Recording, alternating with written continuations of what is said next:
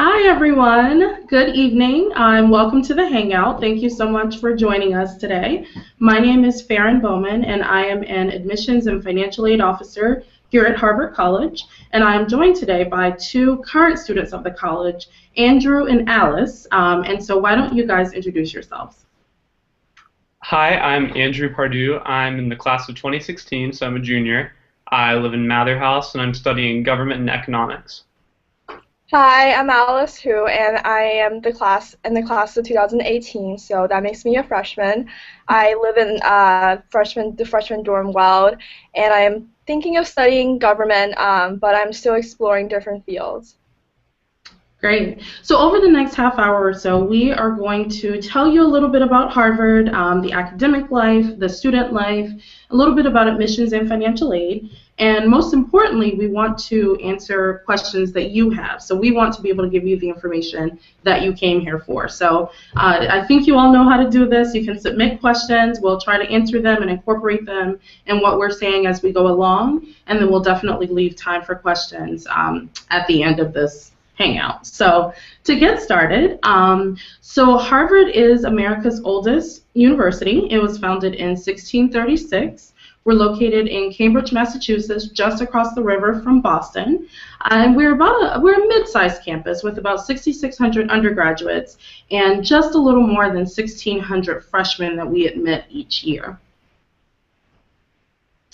We can move on to talk a little bit about learning at Harvard. So we have a wide variety of courses, more than 3,500 courses to choose from. We have 48 concentrations, which is just the fancy Harvard word for majors, and more than 40 secondary fields, and that's the Harvard word for minors. The general education curriculum is really the hallmark of learning here at Harvard. We have a 7-to-1 student-to-faculty ratio and a median class size of 12. And I'm rushing through that because that's all the sort of basic stuff that you can find on the website. But I would love for Andrew and Alice to tell you a little bit more about their personal experiences, maybe a favorite class that you've had here at Harvard. Andrew, do you want to start? Sure, I'd love to. My favorite class that I've had is actually one that I'm in right now. It's Chief Executive Power and Comparative Perspective, Presidents, Governors, and Mayors. And it's a very small class. There are only 7 students with the professor in there. We meet on Wednesday nights for 2 hours. He always brings dinner for everybody since it's a nighttime class. And it's not only been a great opportunity to get to know a professor in a very intimate setting, but he also brings in really cool guest speakers. So the week that we began talking about governors, we had a former governor of Washington State come in. Last week when we did mayors, we had a former governor of Miami that talked to us. And then this week, former president of the United States, Jimmy Carter, was on campus. He was doing a book signing. And so my professor asked if he could have our class come and meet President Carter for a short discussion yesterday afternoon. And so we were actually able to go and meet a former president in the context of our class, which was an incredible opportunity, and I've had so much fun in there. That's wonderful. Alice, how about you? What's a favorite class you've had? So I'm a freshman, so I've only had 4 classes so far. Right. I've already had tremendously wonderful experience with the classes. My favorite class this semester would have to be my freshman seminar. Freshman seminar is a chance for freshmen to take a very small size seminar that's graded sat on sat, which means you don't get a letter grade, you would just get satisfactory or non-satisfactory. So that takes off kind of the pressure that comes with freshman fall. And my seminar is on the topic of the Supreme Court, and that's a topic that I'm very, very interested in. But besides having a very engaging topic, my professor is a professor in the Harvard Law School, and having an opportunity to interact with someone who is a very renowned professor in the field that I'm interested in has been a really great opportunity. And also, I've seen firsthand just how approachable all the professors are at Harvard. Before I got into the seminar, I emailed my professor, just display my interest in the seminar, and to my surprise, he emailed me back within 20 minutes, and he was very enthusiastic, and he just wanted to know all about my interest, and so that was just a very great first encounter, and I think that really shows just how approachable professors and staff and faculty at Harvard can be, and just how willing everyone is to help you as a freshman and just throughout your 4 years at Harvard. Great, thank you both. And Andrew, just a quick question before we move forward, because I know many students may think, Harvard is still a fairly large university. Will I get that personal attention from my professors? Will I have one-on-one time with my professors? Will I have a ton of classmates, or will I have smaller seminar spaces in which to learn? What would you say to that? I'd say that coming in as a freshman, your classes are probably going to be on the larger size because you're going to be an intro level with probably dozens of students in a lecture type setting. However, freshman seminars, like Alice talked about, are a really great opportunity to get that smaller size as a freshman. However, as you progress, as you declare your concentration and move to more advanced courses within that concentration, you're going to find those smaller class sizes. And even in the large classes, the professors offer office hours every week where you can go visit them, talk about things you didn't understand, or that you just simply want to discuss more. And Harvard has a really great thing, too, called the faculty dinners. They happen once a semester. You can invite any faculty, a professor that you have, or even a teaching fellow in your class, a graduate student, to come eat dinner with you and perhaps classmates and get to know them in a non-classroom setting. So I think even in those larger courses and even as a freshman, you do have opportunities to get to personally know your professors. And adding on to what Andrew has said, besides faculty dinner, some classes also have faculty lunches. So I'm currently taking Government 20, which is a relatively large class, but to allow students to have more interaction with the professor, we host faculty lunch every week. So students, about 5 to 10 students, get to have lunch with my professor, with a Gov professor every week, and so almost everyone in the class will get to have the chance to talk to him and discuss their interests and any questions and concerns they have. So there are a lot of opportunities to interact with professors, even in the larger setting. Wonderful. Thank you both. So we'll move forward in talking a little bit more about the general education program and the structure of your course of study while at Harvard. So the general education program, as I said earlier, is really the cornerstone of learning at Harvard. The idea being that students who graduate from Harvard should have a wide variety of knowledge in many different subjects and then deep knowledge in one particular area. So with the general education program, you have 8 very broad categories, and we'll see that on the next slide. You have 8 very broad categories in which you are expected to take one class. So one of those areas is, for example, culture and belief. And I'll have Alice and Andrew talk a little bit more about any classes they've taken in the general education program in just a moment. But again, you're taking one class in each of these very broad areas in an effort to supplement the work that you're doing in your concentration, in your electives, and then if you decide to have a secondary, which again is the Harvard word for minor, also those minor classes. So Alice and Andrew, why don't you tell us a little bit about a class that you've taken within the general education program? What requirement does it fulfill, and what is the class? And Alice, I understand if you haven't begun taking a gen ed class yet.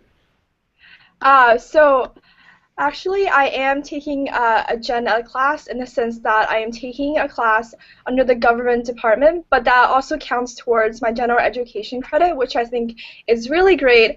So the class that I mentioned earlier, Government 20, it also satisfies the United States and the world general education requirement. So because the class the full name of the class is Government 20, Comparative Politics. So because the class discusses the political systems and the different aspects of politics, elections, and topics like that in countries around the world, it satisfies the requirement for the United States and the world genetic requirement. And I think taking a class that you're interested in and having it also count towards a requirement is great in itself. But I also think that general education requirements are a great way for you to explore things that you might think that you're not interested in or you're not very good in, because it offers so many opportunities to just learn about yourself as a student, as a learner.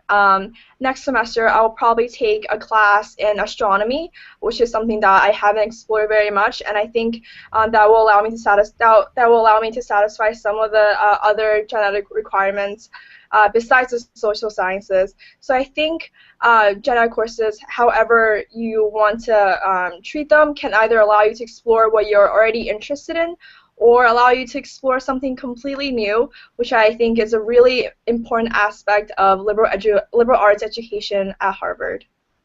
Yeah, for sure. And depending on what your field of study is or your concentration, some gen eds are going to be easier to satisfy than others. So for me, a Gov concentrator, pretty much every class I take is US and the world. So that was a very easy one that I've gotten time and time again already.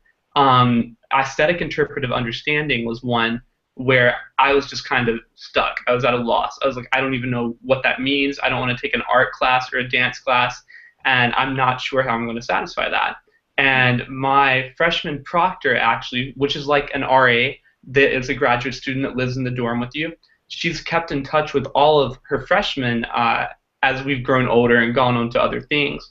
And last winter break, she emailed me because she knew that I wanted to take an English class at Harvard before I left. And she said, "Hi, Andrea, I'm going to be a teaching fellow for this one class, The Great American Novel. I know you love American literature because we talked about that freshman year. How'd you like to be in my class? And what's more in my discussion section to talk about this?" And I checked it out, and basically it was 15 different classic American novels, most of which I had not read, but that I'd been wanting to for a very long time. And I thought, why not? This is a great opportunity to get to these books and discuss it with people that I really enjoy talking to anyway. So I took it, and I loved it, and it didn't make me an English concentrator, but it was a nice break from the constant monotony of government schedule, so that you're not always working on the same thing all the time. Great, thank you. And I think these two did such a great job of explaining the different academic resources that are available here in Cambridge, but also sort of skipping ahead a little bit to study abroad. There are so many great opportunities to study in a wide variety of places around the world, earning transfer credit, taking financial aid with you if that's something that you are interested in. And so I'm wondering, Andrew and Alice, have you or do you have plans to study abroad at any point? Well, I have not as of yet. I was going to next semester in the spring, and I went through the process, and then I didn't get into the program that I wanted. However, it was not a Harvard program, and I only want to more after going through the process that I did, because all of the Harvard people that I had to interact with in the Office of International Education or the Financial Aid Office were incredibly helpful throughout the entire experience. And the way Harvard runs study abroad is they have programs during the summer called Harvard Summer School that you can attend, and it's only Harvard students. It's a group of about 20 to 25 normally. And you'll be taking courses in a particular program with a professor from Harvard. And so I know I've had friends that have done archaeology in Israel, that have done classic epic dramas in Greece and Athens last summer. And while none of those programs were specifically government related, so they didn't appeal to me, they are out there. During the year, if a student wants to study abroad, they find a Harvard-approved program that isn't actually run by the university. So the one that I found was on international relations in Geneva, Switzerland, and it was run by a program called SIT Study Abroad. So that's not specifically Harvard. However, many Harvard students have done it. They've approved it, and they will pay for it. Your financial aid will carry over completely, even if you're abroad, as long as you're still an undergraduate at Harvard. And so it would have been just as cheap for me to be in Switzerland next semester as it is here if I'd applied to my program earlier than I actually did. That was entirely my fault, and I am so grateful for all the help I got from Harvard administration when trying to do that. Great, thank you. And Alice, do you have any early thoughts about study abroad at this point? So I've actually looked into study abroad before coming to Harvard, and just realizing there's such a wide range of studying abroad and working abroad opportunities at Harvard, both through Harvard-based programs and also just programs that are or organizations that are outside of Harvard, but which, if you apply to them, Harvard will offer you grants and funding for you to travel there. So this summer, I am planning to apply to several positions in non-governmental organizations abroad, and I'm planning to apply to several grants that Harvard offers for students who are planning to study or who are planning to work abroad and may not get paid through those programs or their positions. And recently, I think it was last week, that I went to the summer opportunity fair that the Office of International Education hosted. And going there, there's so many staff members there to help you go through all the programs that you're interested in and discuss any questions you have about applying. And they also host office hours every single day. So any student who has questions about applying to a study abroad program or an internship abroad can just bring those applications, bring their questions, and the staff members will just help you answer them and guide you through the process, essentially. So I think it's really great. There's just so much support and guidance available for anyone who wants to study abroad or work abroad.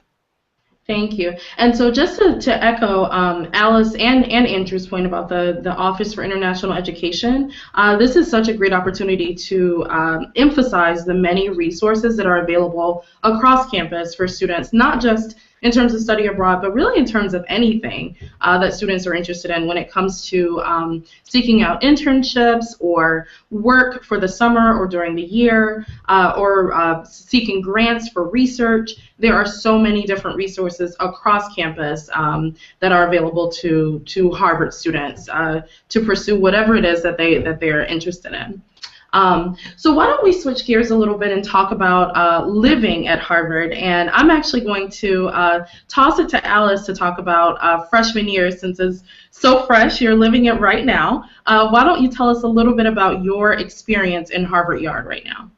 My experience has been absolutely wonderful, and I think coming to Harvard, I didn't have any specific expectations in terms of living. But everything just worked out wonderfully. I'm living in a suite with 4 other students, and I have never shared a suite or room before. I don't have much dorming experience or rooming experience, but just I think Harvard really puts in a lot of time and energy into matching roommates and suite mates and making sure that they would balance each other and they would have a great experience living with each other. And so in terms of the freshman dorming system, all freshmen are guaranteed housing either in one of the freshman dorms, and all of them are either in Harvard Yard or very close to Harvard Yard. So all the freshmen are living at the heart of the campus. They're very close to most of their facilities, including Annenberg, which is the freshman dining hall, as you can see in the picture, Science Center, which is where all the science and math courses are taking place, and just all the facilities that are important, all the freshmen have very easy access to. And each freshman dorm is divided up into entryways, and each entryway consists of about 10 to 25 students, and they form their smaller community within this larger dorm community.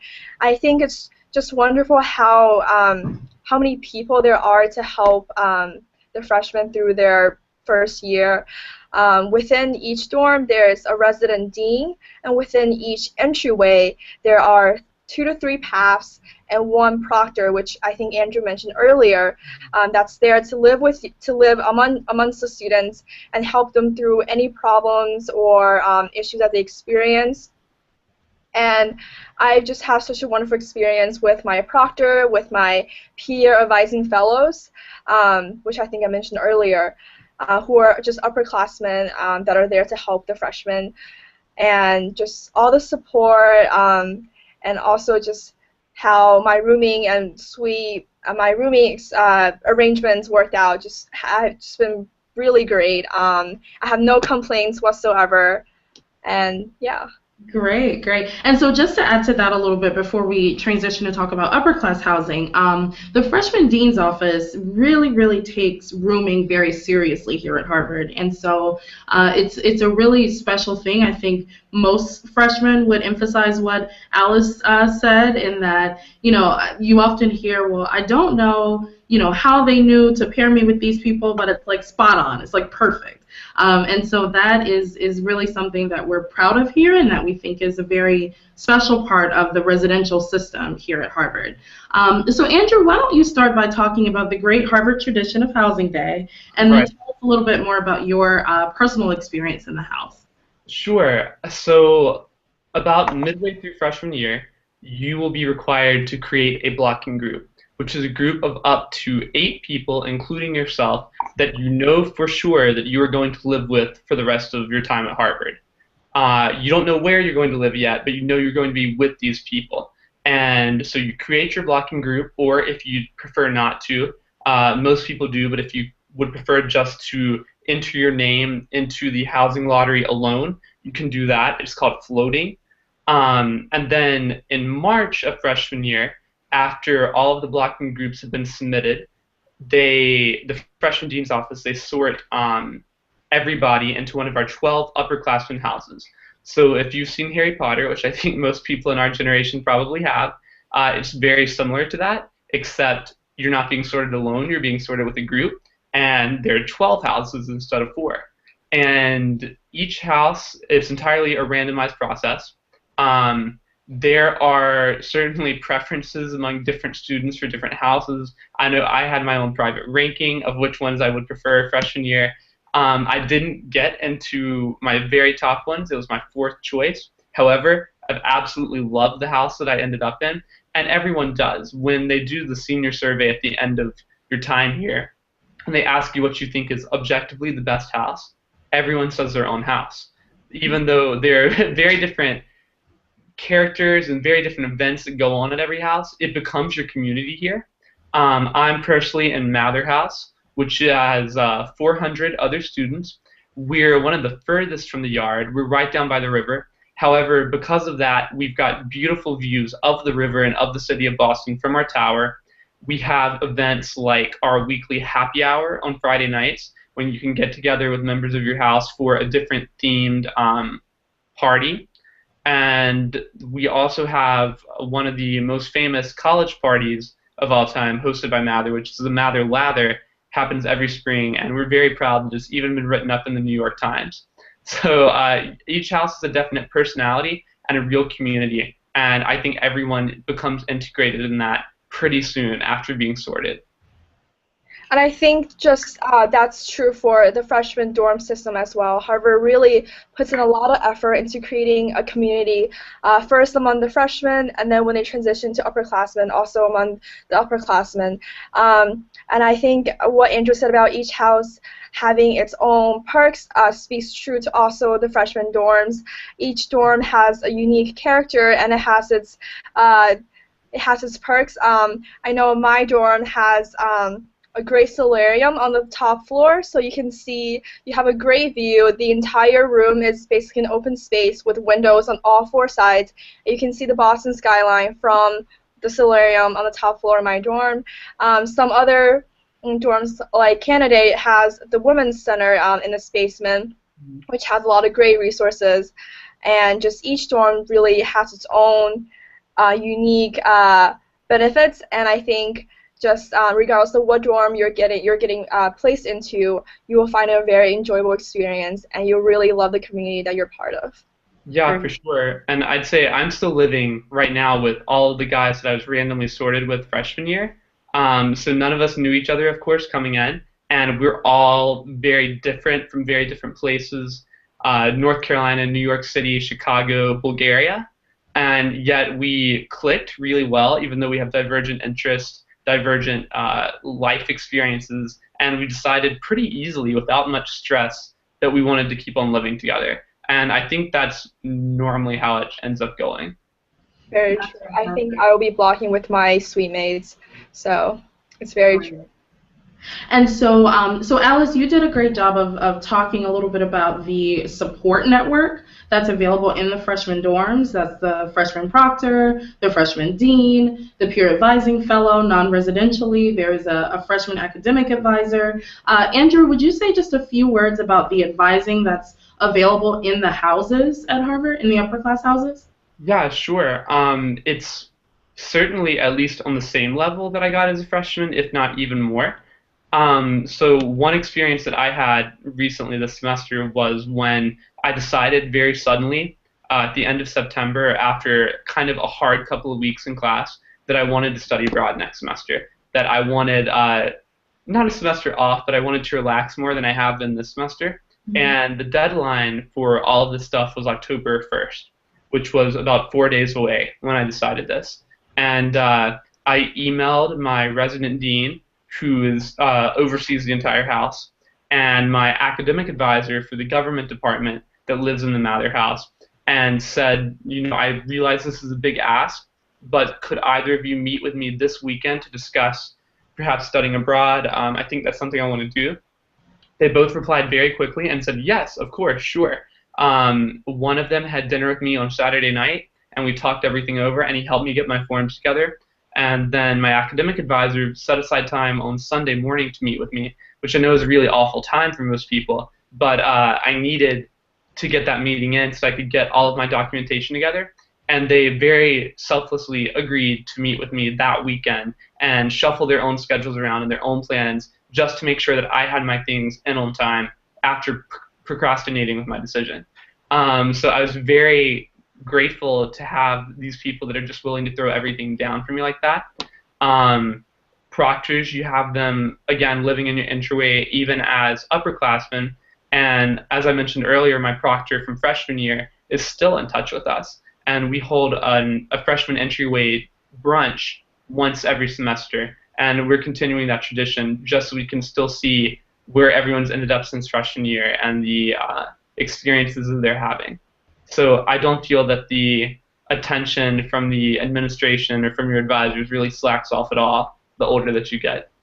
Thank you so much for that. And so we say all that to say that, at Harvard, we truly believe that living and learning go hand in hand. And so each and every student from day one until graduation day really has this network of support, a wide variety of people that they can go to, who may be able to connect them to other resources on campus, or who can just sit and work with them through their questions.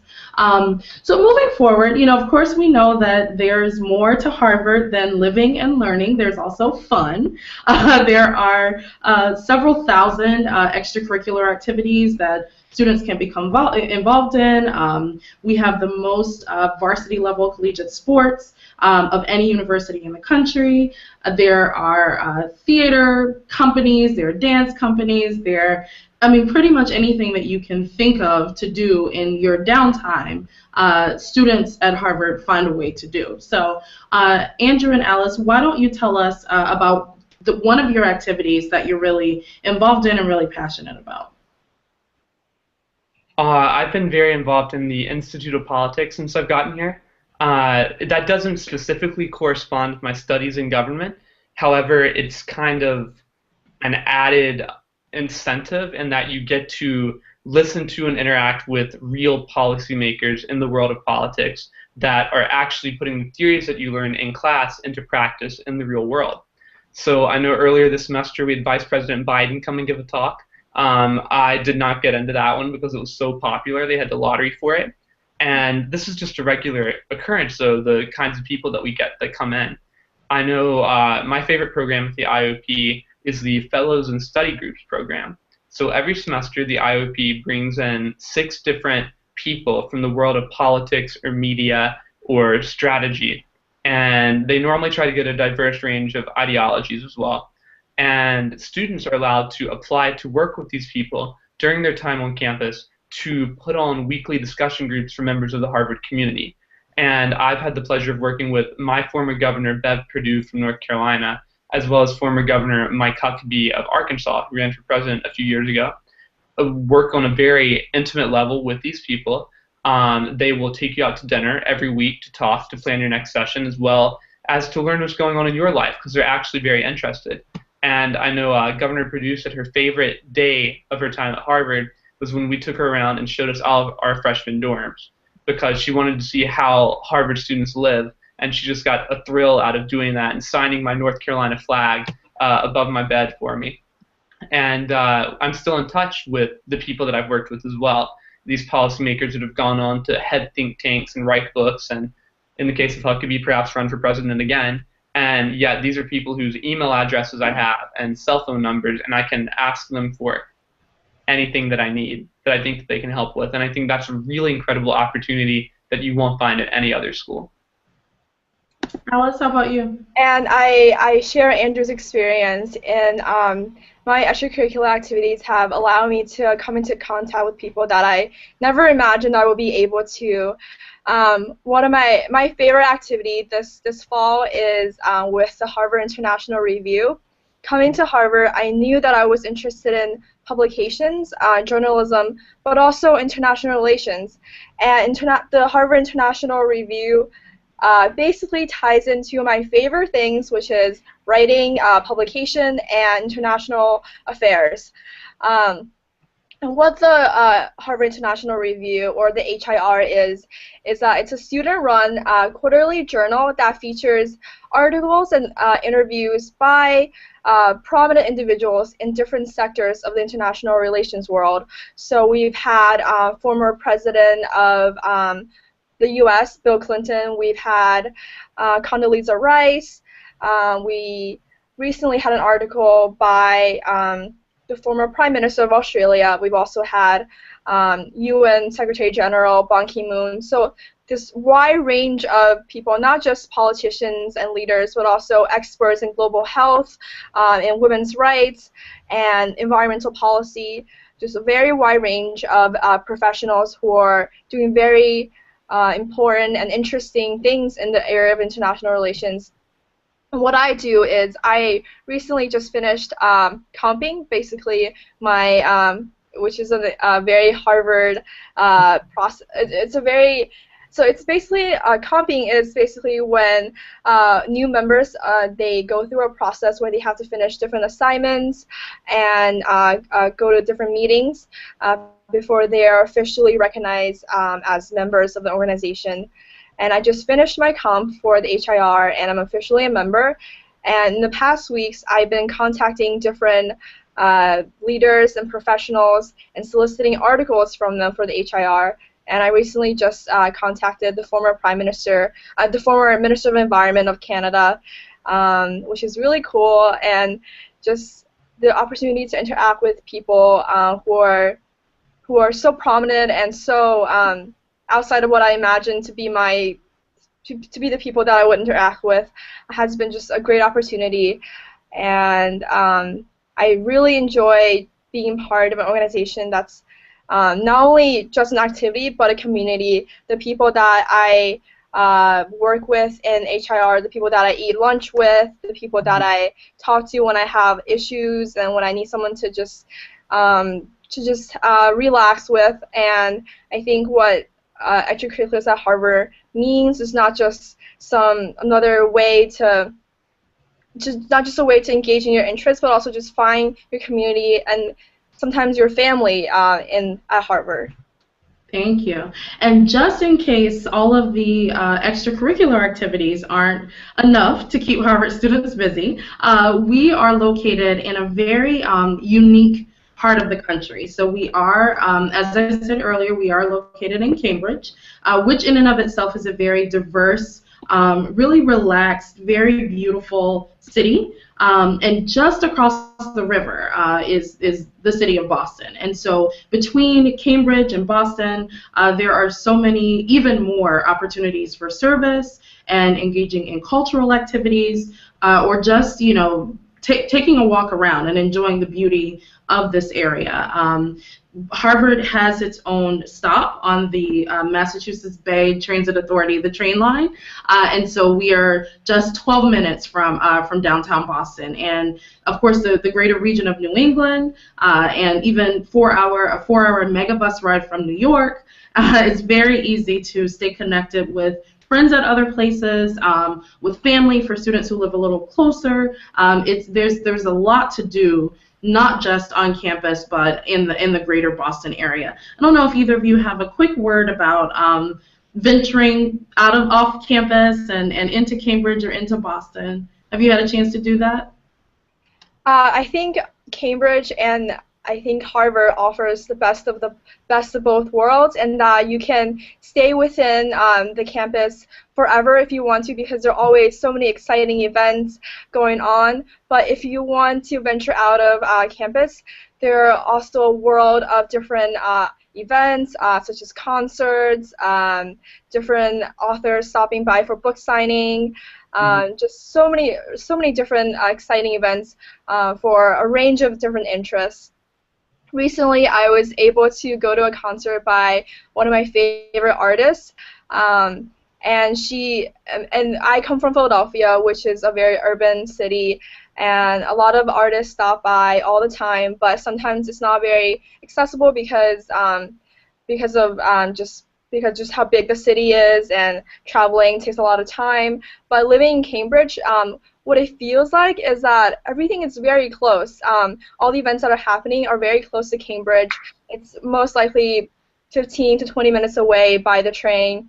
And I think Harvard and just Cambridge really attracts a whole range of very interesting people. And so if you're looking for anything for events to attend or activities to participate in outside of Harvard, there's definitely a lot of opportunities for that. It never gets boring living at Harvard or in Cambridge. At least that's what I think from my experience. Thank you. For sure, I would echo everything that she said. Boston is a small, big city, so it's geographically concentrated, but there's so much to do in that area. I remember last fall, my friends contacted me one Saturday afternoon and said, "Oh my God, the Backstreet Boys are playing on the river across the way in Boston. Would you want to go?" And I said, "Of course I would. It's the Backstreet Boys." And so we went, and we had a throwback afternoon watching them. And there's, all the things that come with a big city, like the movie theaters frequently go in for movies. There's great food, especially at the Italian in the North End. And then for people like me who really enjoy history, Boston is probably one of the most historical cities in the country. And we've got the Freedom Trail that takes you around, so you hit pretty much every historical site, like the Old North Church, the Boston Massacre, Paul Revere's house, places like that. And the commuter rail can take you to places outside of the city pretty easily too. So for Halloween a couple of weeks ago, a group of my friends and I went up to Salem and did a few of the haunted houses up there, and it only took about 45 minutes on the train to reach Salem. And then you're completely outside of the city and you're out in the countryside. So there's so many easy ways to escape the Harvard bubble if you want to. However, as Alice said, there are so many things going on here on campus that I'm surprised sometimes I find out about things that I don't even know about. People walk by and say, "Hey, did you know Oprah's here this afternoon?" Well, no, I didn't know Oprah's here. How do I go see her? It's constant, the events here. And so there are options both inside and outside of campus, definitely. Great, thank you both. So I know we're gathering quite a few questions about admissions, which is understandable given the time of year, and so I do want to move on to talk about financial aid first, and then getting to answer some of these questions about admissions. So the bottom line thing to know about Harvard is that we are committed to meeting the demonstrated need of every single student that is admitted to the college. That is a commitment that is longstanding in the university. And then over the last 10 years with the Harvard Financial Aid Initiative, that commitment has only been strengthened. And so we have about 60% of our entire student body, which again is about 6,600 students, 60% of those students are receiving need-based grant aid, and we do only offer need-based grant aid. We do not offer merit or athletic scholarships, and we are also not requiring loans as a part of the financial aid package. So if a family demonstrates a need of $50,000, then we are meeting that need through Harvard grants, and then in some cases through federal grants. International students are also eligible for the same level of financial aid, so the program does not change. The average scholarship is about $45,000, and for families with incomes of less than $65,000, there is a zero expectation for the parents to contribute to the cost of the student's attendance. For more information about the financial aid program, I would encourage you to visit our website, but also to check out the net price calculator, which should only take a few minutes and ask for very basic information. You can plug in general information about your family's income, the number of children that will be in school at that particular time when you're entering, and we will give you a pretty accurate estimate. If you put in pretty accurate information, we can give you a pretty accurate estimate of what Harvard would cost. And in many cases, and I would even venture to say in most cases, families are pleasantly surprised to find that Harvard is as affordable or even more affordable than the state flagship institution. And so moving on to admissions, which I know looking at the questions is a very hot topic. You can see just the basic requirements. We do take either the common application or the universal application and the Harvard supplement. We do accept the SAT or the ACT as long as the ACT has the writing component. Normally, we are requiring 2 SAT, 2 subject tests, 2 teacher recommendations, and a counselor recommendation. That's the basic stuff, but I know that we get a lot of questions about what about the essay, and what are those things that make students stand out. And so I will offer a bit of my own advice as an admissions officer who has the privilege of reading some of those applications, but I also would love for Andrew and Alice to share their wisdom about what it takes to put together an application that really represents you well. And so that's a good segue to what I have to say. There's no formula. There's no particular essay topic. There's no particular activity that you have to participate in order to get in. It doesn't work like that, and that's the fun of it. Honestly, I can honestly say on behalf of the entire admissions committee that we want to read about whatever you want to tell us about. So whatever is important to you is what's important to us to read about. That may be something like your favorite extracurricular activity in high school. It may be something as simple as baking cake with your mom. It could be absolutely anything. So, the great thing is there is no particular advice that you need about, things to write about. Just simply think about what's most important to you and what you can write about that will most accurately reflect how you think and what you would bring to the campus community. How would you contribute? What sort of roommate or classmate or teammate would you be? So I'll toss it to Andrew and Alice. What are your thoughts about, what does it take to stand out and be, the type of student that you would want to share this campus with? Well, you got to remember that 3 years ago when I was putting my application together, I wasn't thinking of it as a winning Harvard application. I thought of it as one that probably had a big chance of losing and not getting in, because I'm from a place where no one had ever gone to an Ivy League school before. And so I wasn't thinking along the lines of, oh, this is it. This was the element that sealed the deal for me. And when you get accepted, they're not going to break it down for you and say, this is the factor that really decided us on you as a student, because there's normally not just one factor. There are all kinds of talk about test scores and cutoffs and things like that, and it's not true, and they're just simply parts of the entire whole of your application.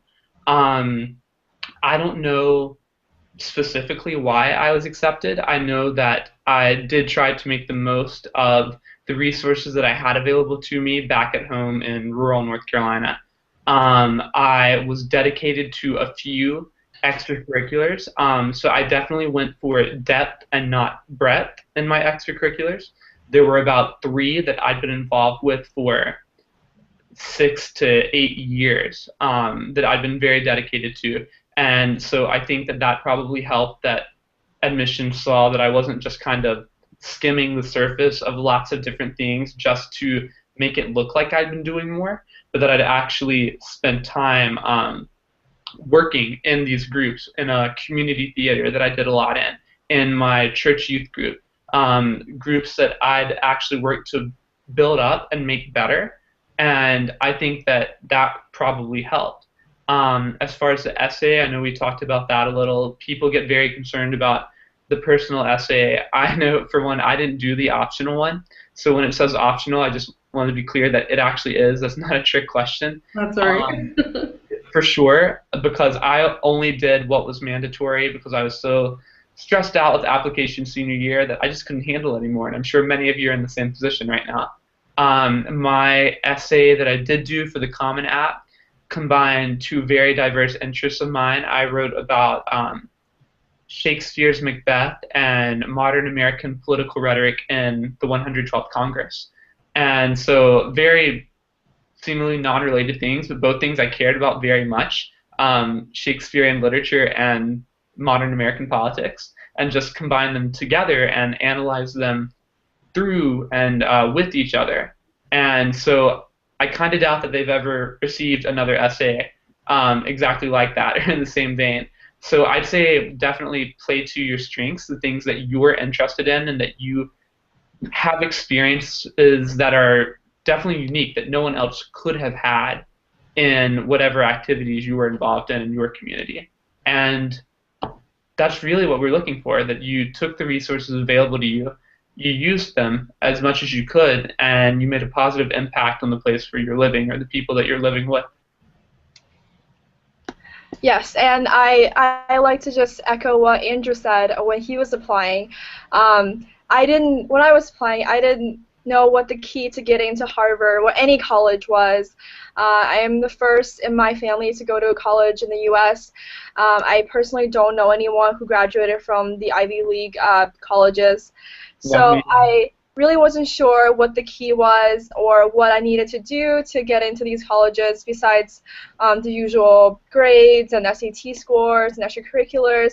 But now that I'm here, I'm a student here, I can say with certainty that there is no magic formula to getting in. It really is a very individualized process.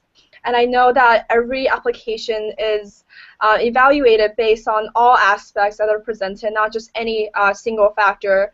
And I think all applicants are really evaluated based on the resources and opportunities that are available to them. So if you didn't have 15 AP classes that are available at your school, you're not going to be penalized for not taking 1,000 AP classes. It's how you took advantage of what is available to you and how you, like Andrew said, how much depth you have with those activities. And one thing that I like to, I guess, speak just on a personal note, I think it's really important to demonstrate your passions.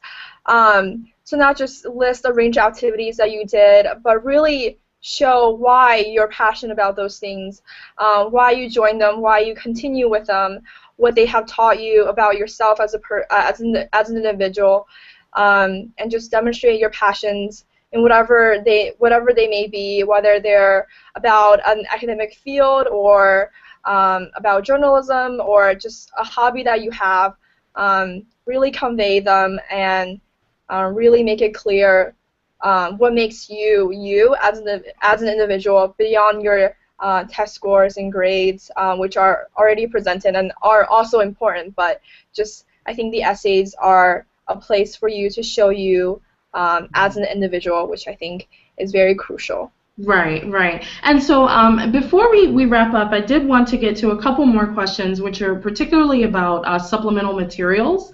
And, you know, again, what you see on, what you see in terms of the application requirements are all we're requiring of you. No one is required to submit anything additional, any portfolios, or you're certainly not required to do that.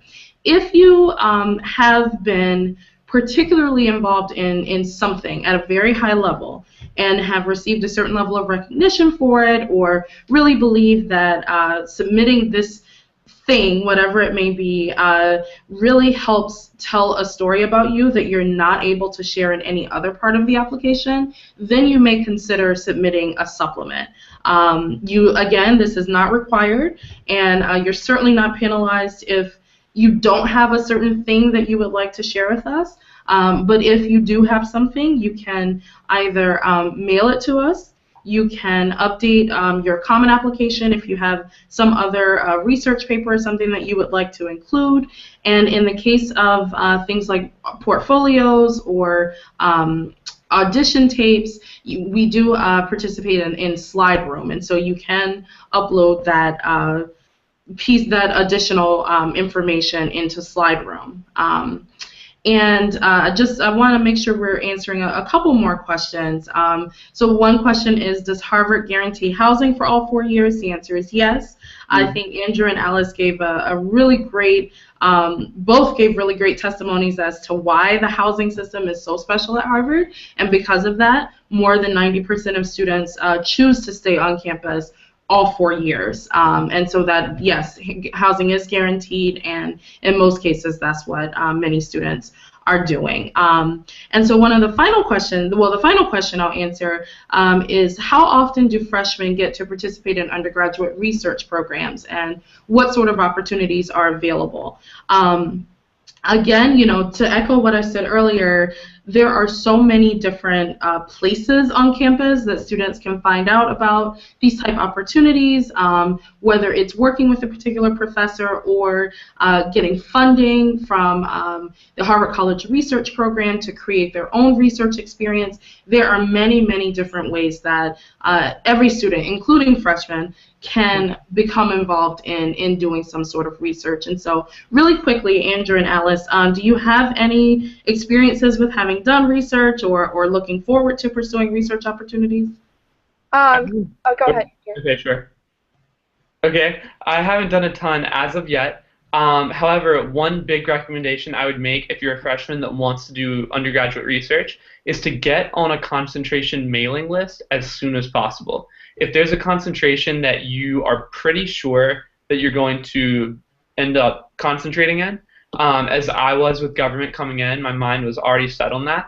I signed up freshman year to be on their mailing list, and they will send out weekly research opportunities with different professors, and you can just peruse the list and see if there's anything that catches your eye. And these opportunities are not even semester long. It might be for 2 or 3 weeks. A professor needs help with a particular thing, and you can get paid for that opportunity. You can get credit, and it's a very easy way to find that information aggregated in one single source and see who in your department is looking for undergraduate research assistants right now, what the qualifications and prerequisites are, and all the things you need to know. Great, thank you. Right, and I think a lot of times different departments actually post positions that are available on their websites. Yeah. So you are free to look through those websites and find if there are any positions that you're interested in. And I think sometimes it's as easy as just asking your professor, hey, I'm interested in these topics. I was wondering if you're looking for a research assistant. I know that's what I did with my teaching fellow, and I'm currently in the process of working on a research project that documents labor unrest in the Middle East. And so I'm working on that, and I think while there are a lot of research opportunities available, there's certainly no rush to get a research position. But if you are looking for research positions, there are many, many that are available in all the concentrations and fields that Harvard has. And support, you can always go to your go to the Office for Career Services and many other resources that Harvard has for its students in terms of research and working. Great. Did you have a final thought, Andrew? What was that? Oh, I was saying even at MIT, it's not only things that Harvard has. You can cross-register courses with MIT. You can also do research there. So I participated this year in an election study for MIT, analyzing length of voting lines in the Boston area on election day during the midterms, and trying to devise ways that we can cut down on that wait time to make it easier for people to vote. And so that wasn't something that was offered through Harvard, that was through MIT. But again, I found out through my concentration. They said, guys, MIT is looking for people who wants to help. And so it's very easy to get involved with that, and it's very easy with other concentration too, especially some of the more hard sciences, I think, to get involved with MIT programs. Great, thank you. And so thank you all so much for joining us this evening. We know that on a Thursday night, there are many other places you could have been, and so we're so glad that you joined us. And so if you are inspired after hearing us, which we certainly hope you are, and if you are a current senior, the regular action deadline is January 1st. Some of you may have applied early action, for which the deadline was November 1st. But if you do decide to apply by January 1st, we certainly look forward to reading your application. And if you have any questions, don't hesitate to be in touch with our office. And for all of you, regardless of the year that you're in high school, thank you again. Best of luck for the rest of the academic year. And we certainly look forward to all the great things that you'll do. Thank you also to Andrew and Alice for lending your incredible expertise to this presentation. Have a great evening. Bye. Bye, thank you.